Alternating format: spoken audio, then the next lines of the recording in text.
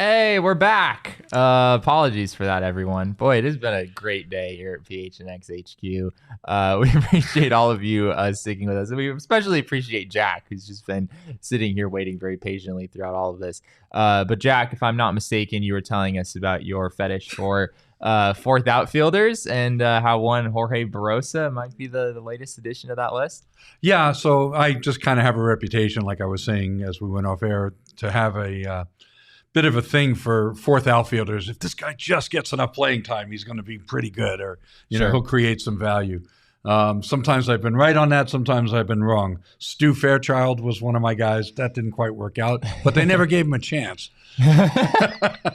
Clearly, you've let that one go. I was all in on Jake McCarthy, and I was right one year and not so right the next. So, but anyway, Jorge Barrosa is a switch-hitting center fielder. He just completed his age 22 season last year playing for Reno. A lot of you probably already know who he is. But I think that, he posted high sevens, like 780, 790 OPS against left-handed pitching each of the last 2 years in AA and AAA. Obviously, the hitting environment's there. In total, his WRC plus was about like 110, 111. He's 5'5", listed at 165. So he's an inch shorter than Jose Altuve's listed. But, he's hit 26 homers the last 2 years. He's got some pop in there, and that power seemed to develop. So we always talk about opening day rosters, but keep your eye on him because if Alec Thomas is not hitting left-handers, then they may go to Barrosa and bring him up and say, all right, we're just going to try him out there in center and let him platoon with Alec Thomas. That could work. And the one last thing I want to say about him is he had a 14% walk rate and a 16% strikeout rate the last 2 years combined. Last year, 80 walks, 82 strikeouts. Yeah. So that's really good. I mean, you got to talk about a 22-year-old with a pretty darn good plate discipline approach there. He's got some pop. He can run. He plays really good defense. And he's a switch hitter. Don't sleep on Jorge Barrosa. He's 23, right? He's 23 now. Actually, you're right. I think he's 22. He may. He turns. He was 23 next year will be his age 23 season. Sure. That is interesting. And I guess if we go back to our left-handed lineup real quick, do we still have that, Jacob? Is that something we can do? Something against lefties? Yeah, against lefties. Yeah, there it is. Okay. Something works at PHNX HQ. Not everything is broken. So I guess in a sense, he would be replacing Jake McCarthy in this Correct. lineup. Okay. Correct. Which would, it'd just be more logical. The idea of starting McCarthy against lefties and not righties, as we said earlier, just doesn't really make sense. But the D-backs bench situation is kind of peculiar right now. We're going to get into that a little bit later in the show. Where all of this is going, Jack, is should the Diamondbacks, as they're looking for this DH, presumably this extra bat that they want to add to the lineup, does it make more sense for that bat to be right-handed or left-handed? If we can just real quick go back to the lineup against righties. And then, so this is what they have right now, the best lineup we can build against righties. And then if we can flip it to against lefties, this is the best lineup we can make against lefties. At first glance, the lineup against lefties has actually more intriguing numbers. It seems like with Marte, with Walker, with Gurriel, with Suarez, with Gabby Moreno being what he is against lefties, I actually am inclined to think the D-backs' best lineup against lefties is a little bit better right now than their best lineup against righties. Yes, but if you go back to that lefties lineup, the question is Manuel Rivera even going to be on the roster? And, it's kind of these conversations all overlap because when you get to the bench, it's like you have to have a backup catcher. You got to have a backup shortstop. Now you've only got two other spots, an infielder and an outfielder. Right. You got 4 bench spots. So is Emmanuel Rivera going to be there or not? Tough get there. Yeah. So I guess I can at least see how the Diamondbacks could view adding a lefty as an option. It does seem like against a right-handed pitcher, the team is kind of lacking in thump in the middle. It's sort of Corbin Carroll and then, Christian Walker. You expect him to be a little above average. You expect Ketel Marte to be a little above average. Those guys are probably going to do most of their damage against lefties. I understand where the Diamondbacks are coming from, I think. At first, I didn't even really realize that. Like, I was fully, this has to be a right-handed guy. I can at least see where the Diamondbacks are coming from in getting a lefty. But frankly, if you do get a lefty, which we'll get into some of the specifics a little bit later on in the show, a lot of those guys are going to be, all of those guys are probably going to be platoon only type guys. Right. Like if you sign Brandon Belt, you're not having him start against lefties. If you sign Jock Peterson, you're not having him start against lefties, most likely. Whereas if you get a righty, if you get a Rhys Hoskins or JD Martinez, one of those type guys, there's clearly opportunity there for them to start against both. Right, exactly. One guy I was thinking of was, Carlos Santana. Yeah. The guy is a switch hitter.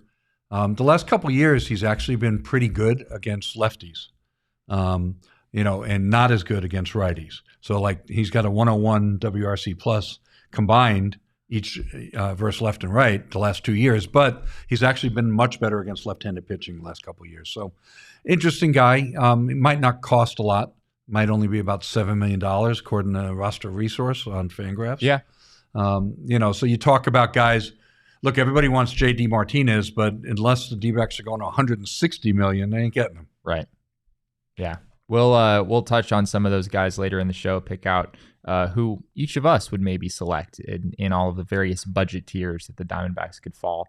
But real quick, I want to tell you about our friends over at Arizona Lottery. As I said yesterday, if there's some gift that you gave someone that just didn't quite hit right, you feel like you need to add something else to the mix, Arizona Lottery can be that for you. You can go from giving someone a disappointing gift to giving someone $500,000. It's amazing how quickly things can change.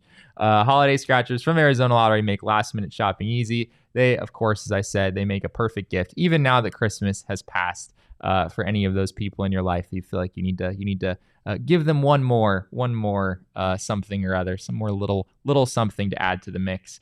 Go out and buy your holiday scratchers today. Find a retailer like our friends over at Circle K near you at ArizonaLottery.com. You must be 21 or older to play.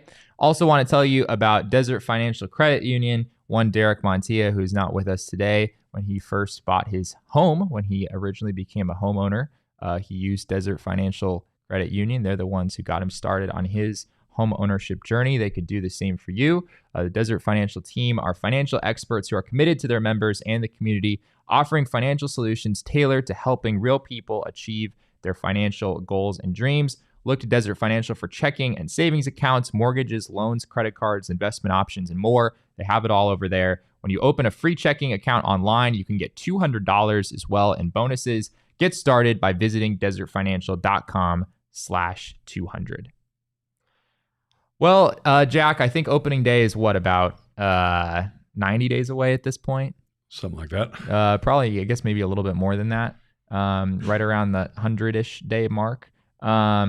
Yeah, it's a little ways away, but we're going to do something sort of outrageous and kind of look around at what the complexion of this roster could look like, even as we're several months out. Obviously, the Diamondbacks still have some decisions to make. That DH being certainly near the top of the list is something we do expect them to add between now and then. But we'll start elsewhere. We'll start with the starting rotation. This one seems mostly obvious. Zach Gallen, Merrill Kelly, Eduardo Rodriguez, Brandon Pfaadt.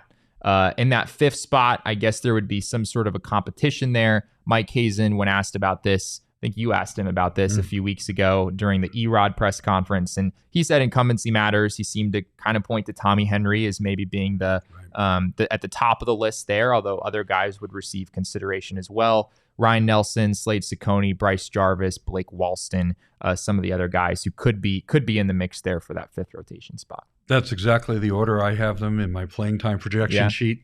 And again, like Mike said, when he went out there, he just said Tommy Henry first. He followed quickly with Ryan Nelson, and then the others. Yeah. So clearly Tommy Henry is atop the chart there, and they felt pretty good about the practice game that he threw at Chase Field, just to let him finish the season and prove that he was healthy. They wanted, even though they weren't going to use him in the postseason, they wanted to make sure that he knew that he was healthy going into the postseason. So yeah, he's got a leg up there. Nelson, it would be next, but let's face it, the track record there from him last year was so spotty. So any one of these other guys could step right in. Yeah, so we'll have to see what happens there. That feels like just sort of a spring training competition, although Tommy Henry, if he looks like he did last year, probably winds up landing that spot. We'll see what happens. Not a ton of questions in the starting rotation. Adding Eduardo Rodriguez obviously added a lot of stability there. Switching gears to the bullpen. Won't spend a ton of time on this. This is also pretty well settled at this point. You've got a closer.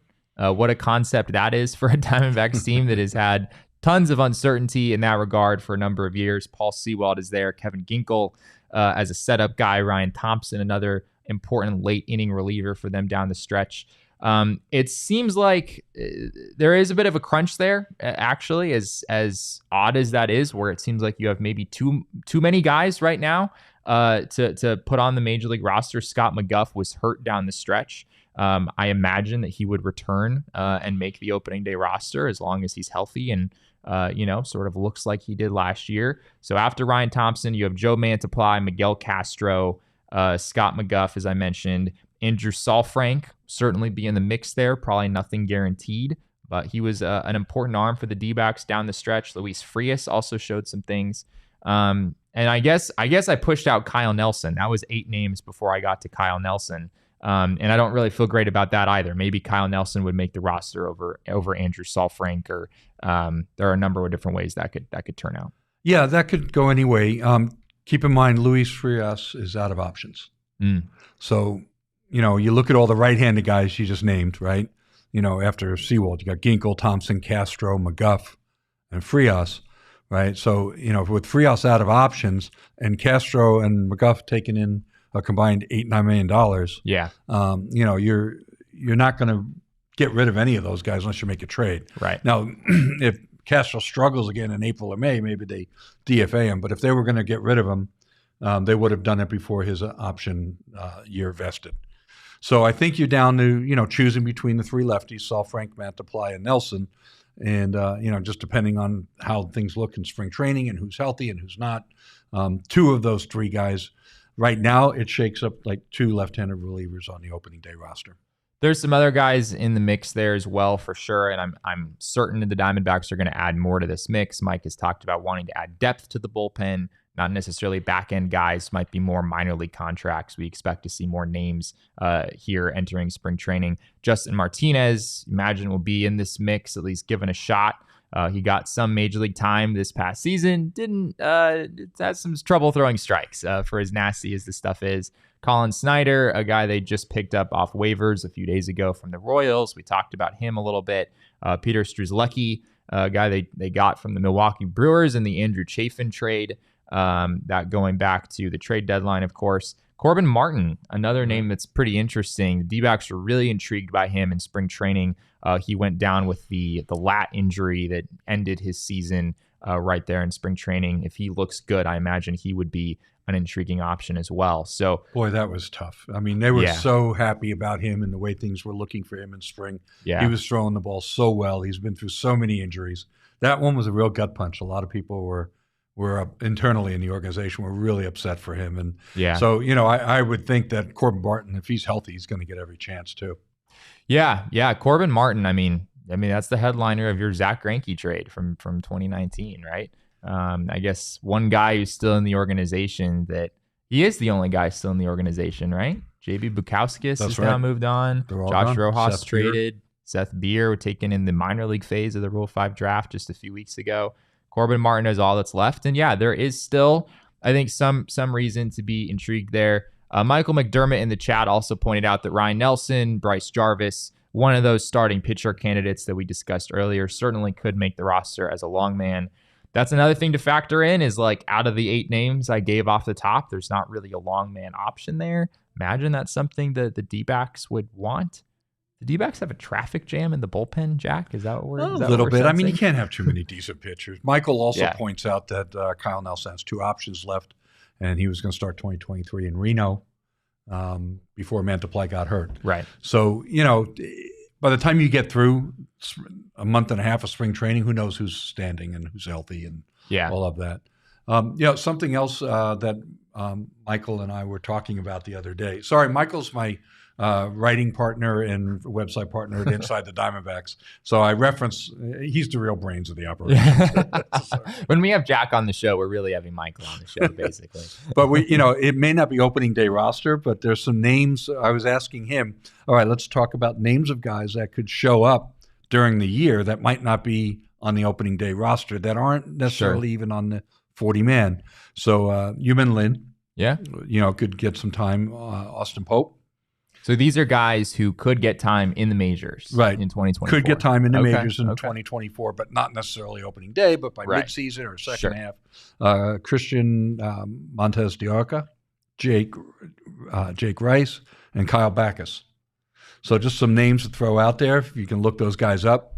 You'll probably find a few left-handers in there. Yeah. Some guys that just don't be surprised if any of those names show up during the season. Yeah, I mean, going in that bullpens are going to evolve extensively over the course of the season. This is something that Mike Hazen talks about time and time again, how you can have your bullpen set on opening day, and then by May 1st, it looks completely different. The names you reeled off were 22 guys, including the starters and relievers. You named 22 pitchers initially, and I just threw out like 5 more names. That's 27. They used 30 guys last year. Yeah. They use 30 pitchers. So every year it's, at least 25 to 30 pitchers are going to pitch in the majors. It's pretty crazy. Let's switch over to position player, the position player situation. This is where things get pretty interesting. I know you've been playing around with trying to figure out what the Diamondbacks bench would look like in 2024. And we touched on this a little bit earlier. It's a little bit unclear right now. We'll just sort of go through the names that we know are going to be on the opening day roster. Gabby Moreno behind the plate, Christian Walker, Ketel Marte, Geraldo Perdomo, Eugenio Suarez. There's your starting infield. That's 5 guys. And then in the outfield, Corbin Carroll is going to make the team. Alec Thomas, Lourdes Gurriel. Those guys seem like locks. As a ninth player, I guess Jake McCarthy we expect would make the roster as of now. I guess it could be Dominic Fletcher, maybe Jorge Barrosa in that spot as well. But one of those speedy outfield types seems like a lock to make the team as well. That puts you at 9 guys. You still don't have a backup catcher. You're going to need that. Maybe Jose Herrera, maybe it's someone else. We don't know. But that gets you to 10. And then as you talked about earlier, you need a backup shortstop. That's also a non-negotiable, whether that's Jordan Lawler, Blaze Alexander, someone else from outside the organization. That's another spot you're going to have. I think the key there is outside the organization. There's nobody else besides those 2 that are even close to being capable of playing major league shortstop in the system right now. Yeah, I mean, I guess with the D-backs moving on from Diego Castillo a few days ago, with the Lourdes Gurriel move, that certainly cut down their options there. So that puts us at 11 position players. We expect the D-backs to open with 13 position players, 13 pitchers on opening day. So you've got 2 spots then, Jack. You have 2 spots for theoretically this external DH type acquisition, which we expect the team to make most likely. And then you also have Jace Peterson, you have Emmanuel Rivera, you have Pavin Smith. How do we make this work? I mean, this is, you basically have 2 spots for theoretically 4 guys out of that group. The way you make it work is you make a trade. Yeah. You're going to have to trade off the MLB roster or the 40-man roster. You're going to have to move 2 or 3 guys. Maybe you can improve. Maybe you get another starter. Maybe you get a top end, relief pitcher, somebody that actually can make some impact. So it wouldn't surprise me to see a Jake McCarthy or a Dominic Fletcher, somebody like that, moved out, or maybe they trade Rivera. If they don't think that he's the third baseman of the future and they have the third baseman of the present, Eugenio Suarez, maybe some other team will find some value in Rivera. But I think they have to make a trade. They got to do, a 2 or 3 for 1 type of move. Yeah. And then from there, you bring in your free agent and it kind of cleans things up a little bit for them. Yeah. Or they just leave them all out there as depth, and whoever's got options, they put them down in Reno.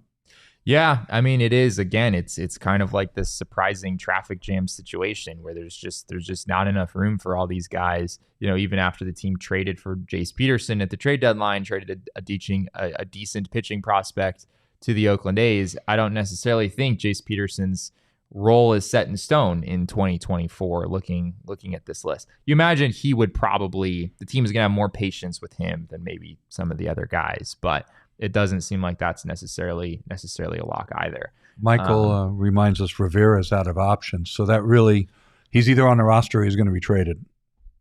That's a good point. So Rivera's out of options. Jace Peterson, you're not sending down. I mean, I think that's pretty clear. And then Pavin Smith, I guess he does have options remaining, right? It's a mess, Jesse. Would you clean this up? Yeah, come on. I wish I could. That was your job, Jack, to come in here and show us how to clean up this mess. Above my pay grade. So yeah, I guess all this to say, this feels like a more crowded roster situation sort of across the board than we're used to seeing in years past, which is a credit to the Diamondbacks. There's more talent here than there's been in the past. There's more major league caliber players than there has been in the past in all facets of the game, in the rotation, in the bullpen, as far as this position player group is concerned. Not to say it's necessarily the best team in the league or anything, but there's a clear difference between the depth that we've seen in years past and the depth that seems to be on this roster heading into 2024. Mike Hazen talked about that a little bit at the GM meetings. Yeah. He talked about, as your team gets better, you got a lot tougher 40-man roster decisions to make, and it gets a little crowded. He went out of his way to praise the Atlanta Braves and how well they've managed their 40-man roster over the years. But that's the key is moving the right guys and the right pieces around, because you're going to be giving up some guys of value if you keep exposing them to waivers. Yeah. So this is just sort of the new reality that the Diamondbacks live in, I guess. And it is very messy. And it feels like some sort of trade is going to happen between now and opening day. Maybe it's not, a huge move. Maybe it's not something significant that really has a big imprint on the opening day roster. But there is just sort of, as you said earlier, just some kind of housekeeping that needs to be done as far as this roster is concerned and sorting through all the various pieces that this team has. I hope all of you took advantage of, I guess I haven't checked. I don't know for sure if you bet Damon's parlay that he gave on the show yesterday, if it was successful. I really hope it was. Based on Damon's track record, I'm a little skeptical, so apologies if that was the outcome for you. Damon's track record on bets is pretty dang good. Is it? Okay. Yeah, there's a reason. He's a consistent 2 for 3 guy. Like he'll get 3 for 3s. Very rarely does he ever go 0 for 3. But he's a pretty consistent 2 for 3 guy. Well, there's a reason he's our resident bets expert. Damon is out. He's on vacation going to some bowl game or something. Everyone left me, Jack. You're the only one who's still here. And Jacob just came back from vacation, so now he's here as well. But if you would like to take advantage of not only Damon's parlays, but make some of your own parlays, you could do that with our friends over at BetMGM. They have a pretty incredible deal right now where when you sign up and deposit at least $10, and place your first wager, you can receive up to $1,500 back in bonus bets if the bet loses. If the bet does lose, your bonus bets will be available once your initial wager is settled. $1,500, pretty incredible intro offer over at BetMGM. So if you haven't gotten in on that already, now is a great time to do so. Sign up for BetMGM. Use bonus code PHNX. Place your first BetMGM Sportsbook wager through the BetMGM Sportsbook mobile application of at least $10. If that bet loses, your bonus bets, once again, will be available once your initial wager is settled. Check out the show notes for full details. And now listen to Shane talk about the disclaimer. Gambling problem? Call 1-800-GAMBLER. Colorado, D.C., Illinois, Indiana, Kansas, Louisiana, Maryland, Mississippi, New Jersey, Nevada, Ohio, Pennsylvania, Tennessee, Virginia, West Virginia, Wyoming. Call 877-8-HOPE-NY or text HOPE-NY 467-369 New York. Call 1-800-327-5050 Massachusetts. 21 plus to wager. Please gamble responsibly. Call 1-800-NEXT-STEP Arizona. 1-800-BETS-OFF Iowa. 1-800-270-7117 for confidential help Michigan. 1-800-981-0023 Puerto Rico in partnership with Kansas Crossing Casino and Hotel. Visit BetMGM.com for terms and conditions. U.S. promotional offers not available in D.C., New York, or Ontario. Ontario. Why not Vancouver? You got nobody to do that with. I know. I did it alone yesterday. It was really sad. I expected you to at least know, Jacob. I mean, I know what it is. I just didn't feel like doing it. I was going to try to catch up, but I just couldn't quite get there. Jack was anticipating it. He knows about it. I also want to tell you guys about our friends over at Gila River Resorts and Casinos. If you're looking for some time away after this busy holiday season, maybe you just had a whole bunch of relatives over, you're looking to just sort of get away with a smaller group, Gila River Resorts and Casinos is a great way to do that. No one does it better. They offer an authentic and immersive experience with an unprecedented level of entertainment and excitement that you won't find anywhere else in the desert. They have a state-of-the-art gaming floor that has it all with over 800 slot machines, 15 blackjack tables, and live table games, not to mention Arizona's largest casino sportsbook. If you haven't been over there already, we've started doing some events there. It's a really, really incredible space. You'll absolutely enjoy it. You do you at Gila River Resorts and Casinos. Visit play@Gila.com for more details. All right, well, we're going to go ahead and drive this ship home. Is that the saying? That doesn't Not feel even right. Close. That doesn't feel right. No. I mean, land the plane. Land the plane. Drive the spike home. I don't know. Yeah, something like that. Whatever that is, ship. we're gonna try to do that. We'll just move on. Tether the Hindenburg the way things are going today. Yeah, there we go. So as far as this DH question that we started the show with, as far as lefties versus righties, it seems like we're both sort of in agreement that a right-handed hitter would still bring more value overall to the team. Not that there wouldn't be some value also in bringing a lefty in. Both would have a positive impact on the lineup, no doubt. We have a graphic here that shows, I think, pretty much all of the different DH targets, potential DH targets that we've talked about on the show. Jorge Soler, JD Martinez, Rhys Hoskins, Justin Turner, Jock Peterson, Brandon Belt. We got some lefties in there. Tommy Pham, Adam Duvall, Carlos Santana. This graphic, what you're looking at, the first number is their WRC plus in 2023 against righties, and then the second number is against lefties. This is interesting. I hadn't seen this breakdown for all of these different guys. I think it's good to know that like JD Martinez was a very good hitter against both righties and lefties, a 132 against righties, 143 against lefties. Whereas Jorge Soler, also a very good hitter, but he was a 109 against righties, closer to average, and 181 against lefties. So some of these guys are just doing like, especially the right-handed hitters. I guess left-handed hitters, it works the same way. Just sort of in the other direction. But some of these guys have just like enormous splits where they're really doing a lot of their damage against opposite-handed pitchers. When you look at this, Jack, what kind of stands out to you? I just keep thinking back to the dollars. Sorry, by the way, about jumping the gun on talking about the DH options earlier, but you're just a big Carlos Santana fan. It sounds like. It sounds like it. Well, I keep getting confused with the musician, but anyway. No, it's just. At this point, really, where are the D-backs going with their payroll? We kind of assume that they're going to inch up closer to 150, and certain options are just going to take a lot more than that to get to. I mean, you've talked about it. If Mitch Garver is getting 224, then JD Martinez is getting 236 or 240 or something like that. So how do you, even if he backloads a few $1 million, how do you put $15, $18 million on top of the 140, whatever they're at right now? Right. So that's why I keep focusing on these under $10 million options, whether it's Jock Peterson, who's an extreme, left-handed platoon guy. Yeah. Santana kind of popped out to me because he's a switch hitter. At least he can hit both sides, but he's been good against lefties the last couple of years. So that's kind of where I'm leaning. Is if they do sign a free agent, they're going to get one of these under $10 million options. And that, if you can pull that graphic back up real quick, I mean, that's going to, Soler, Martinez, Hoskins, Turner, you can take them all off the board because they're all going to cost well over $10 million. They're all 12, 14, 16, $18 million options. Brandon Belt, I'm in Michael's camp. I don't want any part of that. 146 against righties. Jack. What do you have, like a 36% K rate? I mean, come on.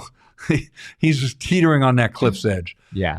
Tommy Pham. I mean, we talked about this too. Like the D-backs lineup actually, we had a lot of the same questions going into last year. Like, how are we going to make this bench work? How are we going to make this lineup work? Right. What are they going to do against lefties? They still have all these left-handed hitting outfielders, and they stuck Kyle Lewis on the opening day roster, and then didn't work out. Didn't work out, and he got sick, and then they brought Hazen back, and nothing really worked kind of until Tommy Pham joined the team. Right. And then it kind of made sense. But Tommy Pham is terrible at DH. He needs to play in the field. It's just one of those guys. So, we talked about Adam Duvall. I think before. He's another option. Again, I don't think he's going to cost you more than $7, $8, $9 million. So Kinda maybe it's weird just waiting for reverse splits for him. 124 against righties, 91 against lefties. Right. I don't know what it's a 1 year. It's a 1 year sample. Yeah, so a 1 year reverse split on a long-term major league guy doesn't mean anything. Yeah. Yeah, so this is a tricky spot that the Diamondbacks find themselves in, presumably. If they don't have the money to get one of those top tier guys, then yeah, I mean, out of the, I think I already know your answer, but if it is down to sort of the bottom half of that list, Jock Peterson, Brandon Belt, Tommy Pham, just bringing him back, Adam Duvall, Carlos Santana. If you could have any of those guys, which one do you think is the best roster fit for the Diamondbacks? Oh boy. I'm not sure. I think Duvall's probably the better defensive outfielder among them. Duvall is not. Yeah, I feel like I'm doing Duvall an injustice by putting him in a group with a bunch of really DH only type players. Right. I mean, Duvall, I wouldn't have a problem sticking him in right field. Yeah, Duvall absolutely could play outfield and I mean, Duvall in some ways would really help against lefties because you could stick him in right field, and then Jake McCarthy is just, you kind of omit that problem entirely, where you don't need to have one of those lefty outfield types starting against lefties. All right, so let's just take money off the table for a second. I have to ask it this way as well. If you could have any of those top tier guys, which of those stands out to you as maybe being the best overall option if money wasn't an issue here? I mean, if money's not an issue, you got to go JD. Okay. Right. I mean, his metrics, batted ball metrics were fantastic, right? So there's no slowdown in his bat speed, and there's no slowdown in, the quality of the contact that he's making. Yeah. So, he's probably only going to give you 400 plus plate appearances, but I think I'd rather stick with him in the known quantity there than say Soler, who had a really good year last year, but he can tank it in a heartbeat. Yeah.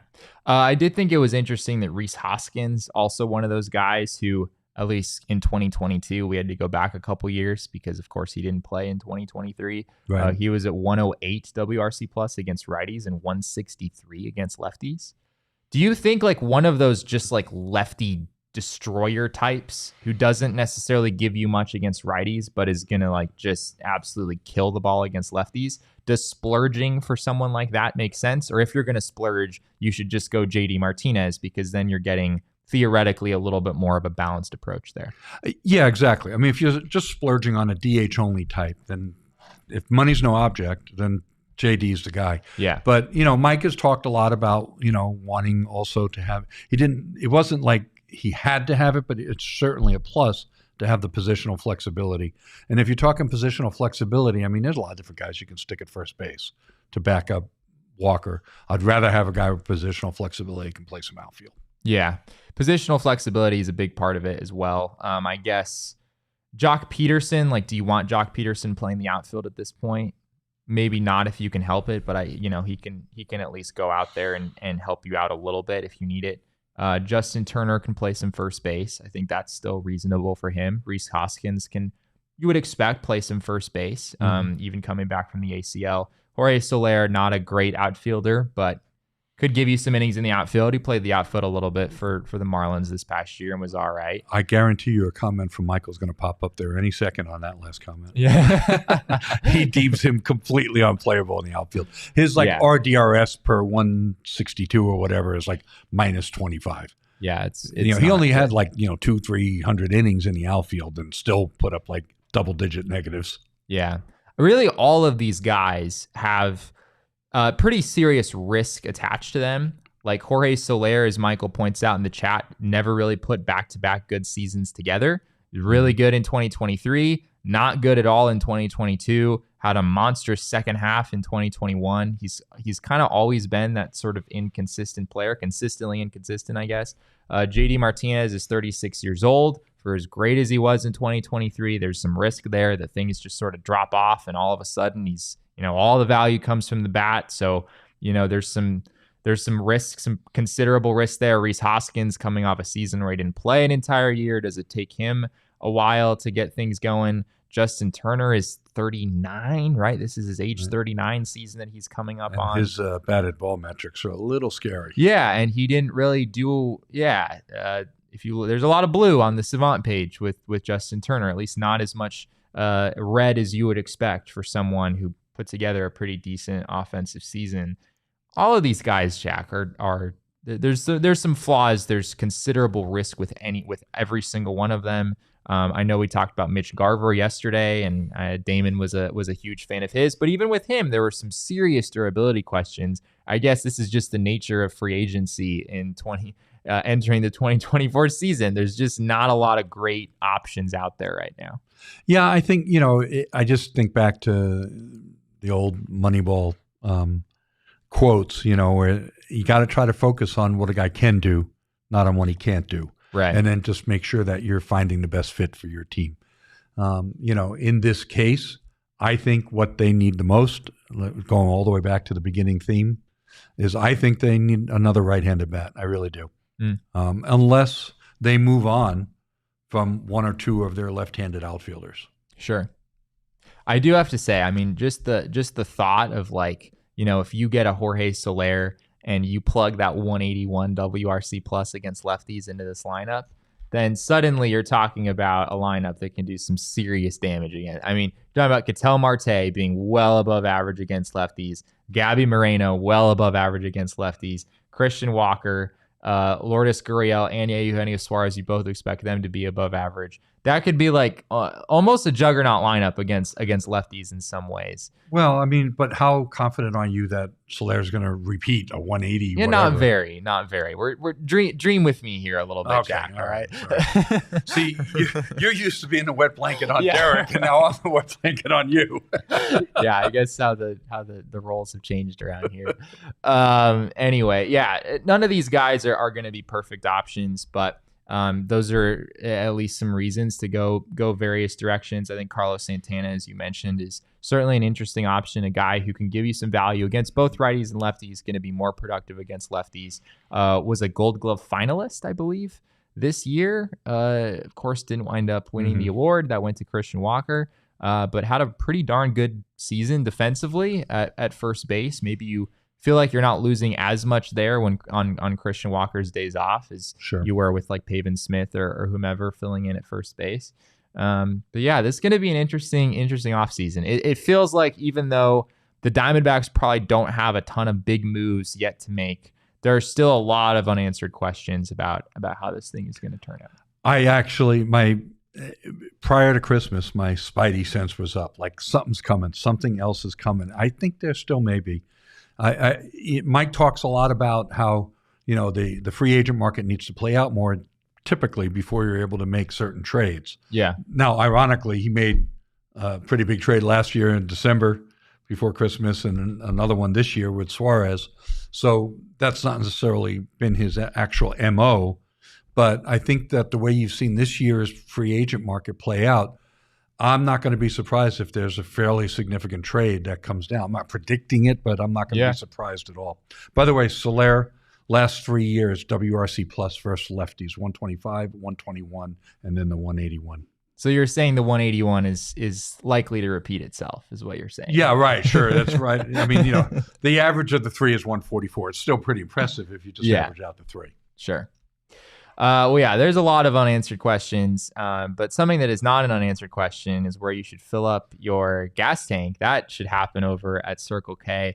It is not only a great place to do that, but it's also America's thirst stop. If you become a member of the Inner Circle, you can get every sixth free on a selection of Circle K products, including pizza, coffee, ice cold fountain drinks. As I said, the gas is affordable as well. If you become a member of the Inner Circle, you can save 25 cents per gallon on your first 5 fill-ups and then 3 cents per gallon every day thereafter. It really is an outstanding deal, and it's absolutely free. Join Inner Circle for free by downloading the Circle K app today. Terms and conditions apply at participating locations. Visit CircleK.com for details. And if Derek were here, frankly, Derek isn't here, but we all know what he's doing. He's just sitting at his couch, just popping OGs. What else would Derek be doing on a Wednesday afternoon when he doesn't have any work to do or a care in the world. So yeah, you absolutely should get in on that as well. With a variety of bold flavors, OG's gummies are a slam dunk for your taste buds. Plus, you can customize your experience based on desired effect and strength. To learn more about OG's gummies and where you can find them, head on over to ogsbrands.com. Well, that is all that we have here for this very eventful edition of the PHNX D-backs Show. Again, we appreciate you all sticking with us through the delay and our internet issues here in studio. Hopefully, we won't have to deal with this the rest of the week. This has been, I was anticipating being done with the show more than an hour ago, and yet this is sort of how things have turned out. But Jack, we appreciate you for putting up Thank you. with all of the issues and sticking here with it. As always, you should be sure to give us all a follow on Twitter. You can find me at Jesse and Friedman. You can find Jack at ShoeWizard59, if I'm not mistaken. That is correct. And just Google Inside the Diamondbacks if you want to look for Michael McDermott and mine's analysis. Inside the Diamondbacks. Easy to find us. Yeah, they do absolutely great stuff over there. Top-notch analysis on the daily. You guys are pumping out multiple articles every day. Be sure to check that out as well. You should also follow Faj on Twitter. He is at Jacob_Franklin4. He is the fourth best Jacob Franklin, as we like to say. He's maybe moving up the list. He might get up to third, depending on, we'll have to ask Santa what his assessment was of Jacob's, how naughty or nice Jacob was in 2023. But of course, you also should follow us at PHNX D-backs, and all roads lead to at PHNX sports. That's on Twitter, Instagram, and Facebook. Thank you guys again so much for being here with us and bearing with us through all of the issues. We really appreciate it. And remember, kids, baseball is fun, but it's so much more fun when me and Jack Sommers are making all of the front office decisions. Got it. We all silly like the mayor.